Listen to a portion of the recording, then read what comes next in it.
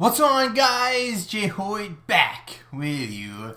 Today, welcome back to episode number 3 of our franchise mode with the Buffalo Sabres.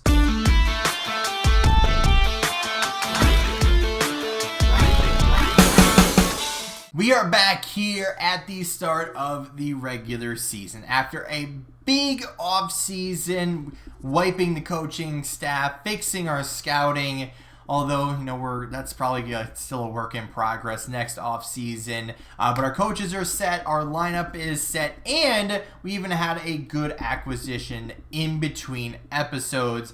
So it's one of those cases where you still have a good player that's unsigned going into kind of the start of preseason, and that's what we did. So if we take a look at our squad over here, you can notice a bit of a change down there on the fourth line being Blake Wheeler. So he was still unsigned as we entered in, and I think it was like a relatively cheap contract, $2.5 million, but we still have $10 million we can spend going into this year. So when I look at this team, there's one player that's kind of, I don't want to say on the hot seat, but his job is kind of being threatened, and that player is not Alex Tuch. That's going to be Jeff Skinner. Now, I know he's been here for a while. He's listed as a second-line player, but he's got the goals, he's got the points.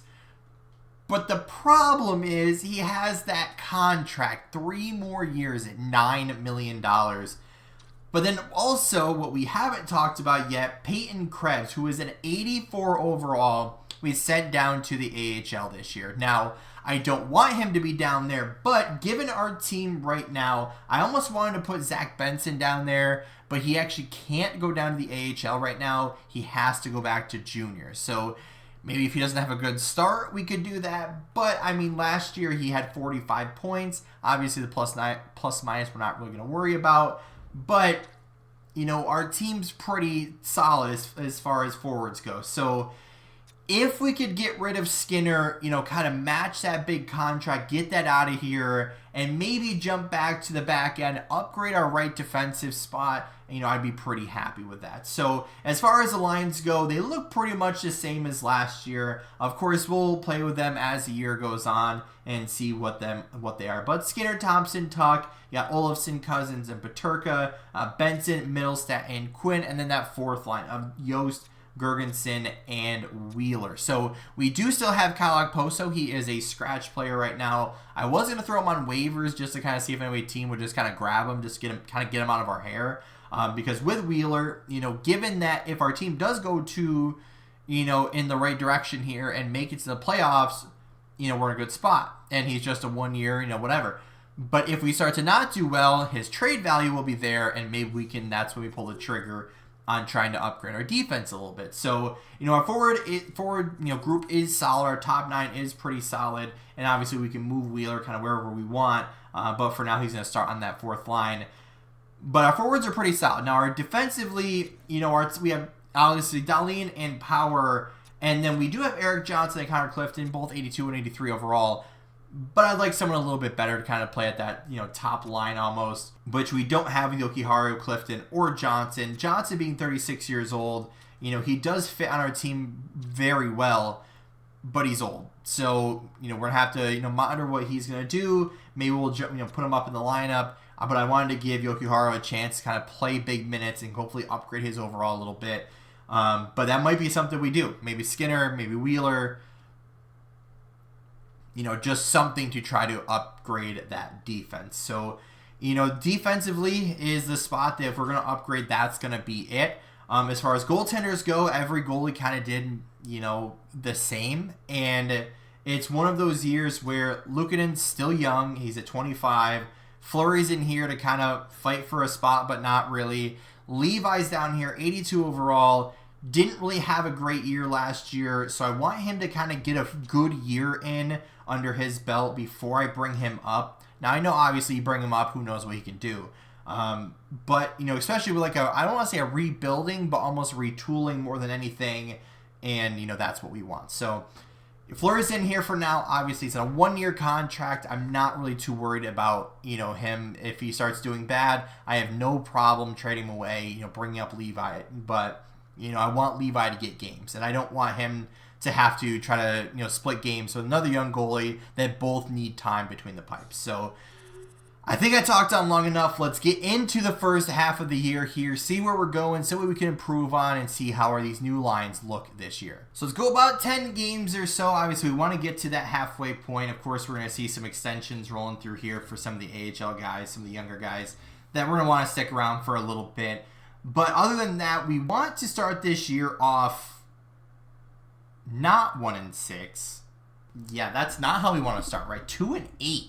Guys, what are we doing? Why are we doing terribly? Is this what is happening here? Is it a goaltender issue? I mean, 2-7, but he's not doing great either.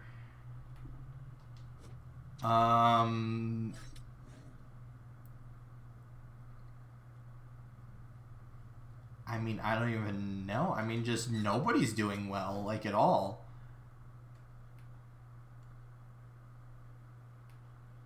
I mean, Benson's not doing great, but I just feel like this is more of a team issue than anything. I mean, do I try to ride it out for another 10 games? I mean, again, if we do bad this year, like, we're still 1 year into, kind of rebuilding this team. So let's go another 10 games and hope to figure this out a little bit more, because obviously that's not the start you wanted at all.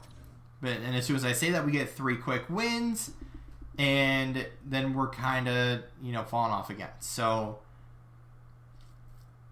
lots of losses.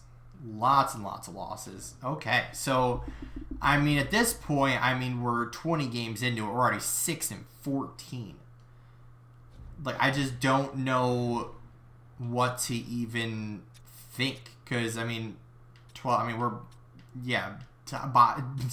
tied for the worst in the league. So I guess let's get to the halfway point and kind of see what's going on here. So I don't know what game I actually selected. Earlier I was counting, but let's just see what we got. I mean, at some point we got to figure it out, right? Either it's goaltending, it's strategies, it's the coach, but like our coach fits our scheme, or not fits our scheme, but our team fits the coach at 67%. So you'd like to think, something would happen here. So trade offer, so a second for a second, but then also Gergensen and Johnson for a second. So it's basically Gergensen and Johnson for a second.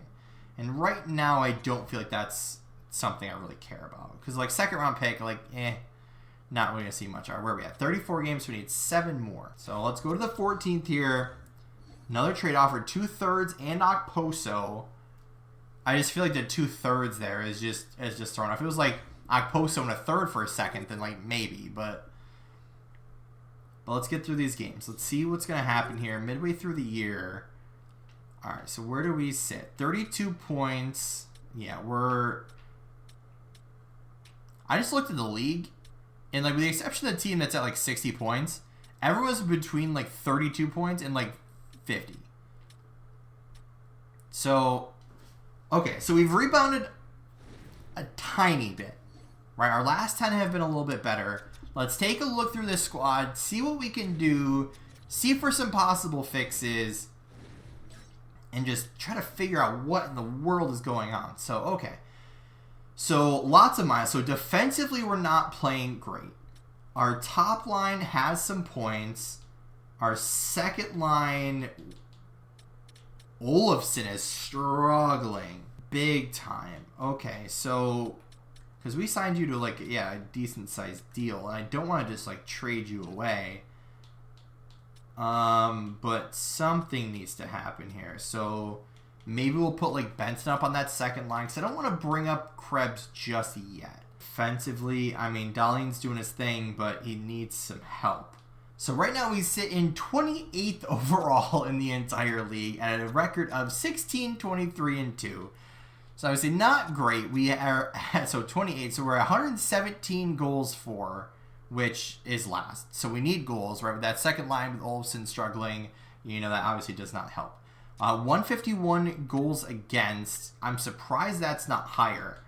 But, like, how is a team... I mean, I guess they're scoring more than they're allowing. So, I mean, that obviously is where you want to be.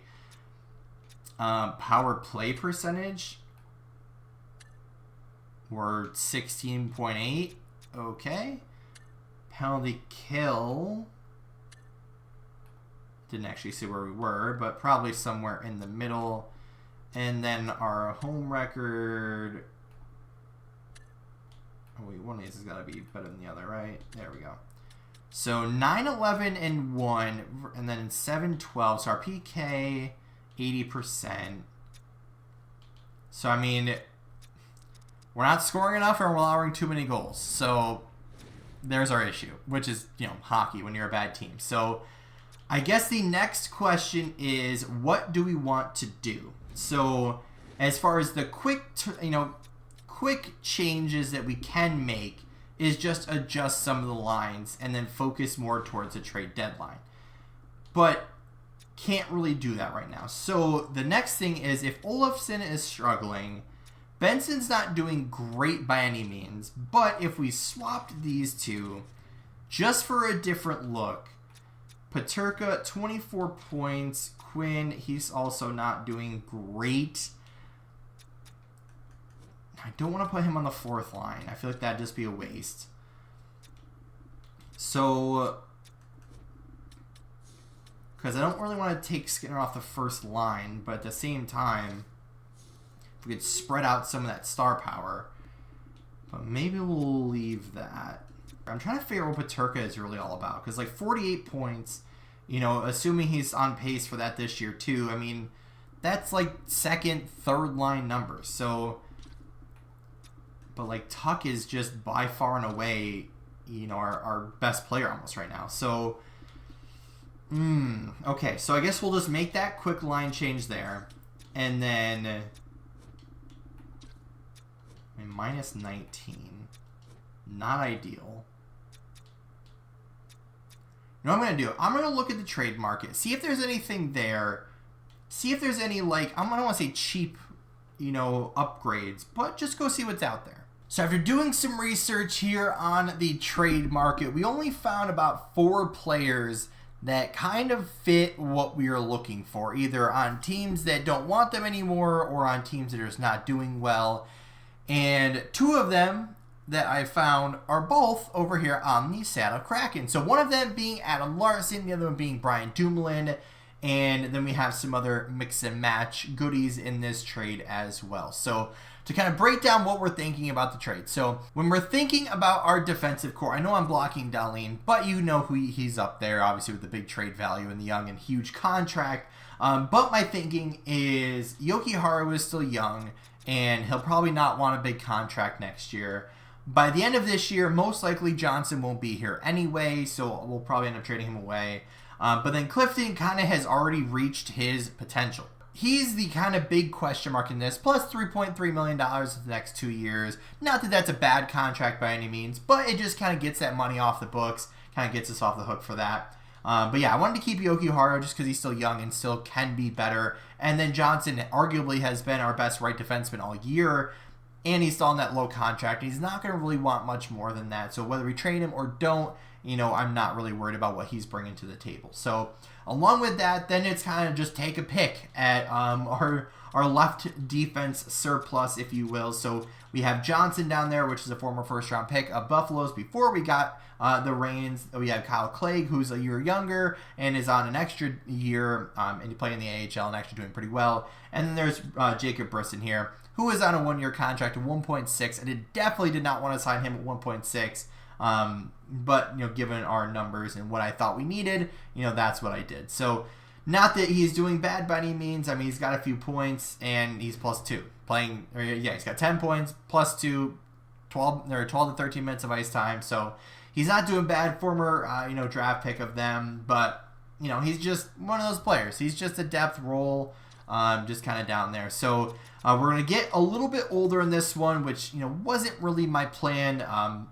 But in order to try to, you know, right the ship at least a little bit and do something here, this definitely kind of fits what we're looking for. So also in this trade, we have a prospect who has a little bit of trade value, one of our prospect left wings. But if you notice our left wing situation, we have more than enough. Plus, if we do facilitate a trade for Skinner, then we'll get more prospects anyway. So he'll be traded away along with a 4th round draft pick, getting back a prospect as well, 6'2", two-way forward, right, left wing, former 3rd round pick.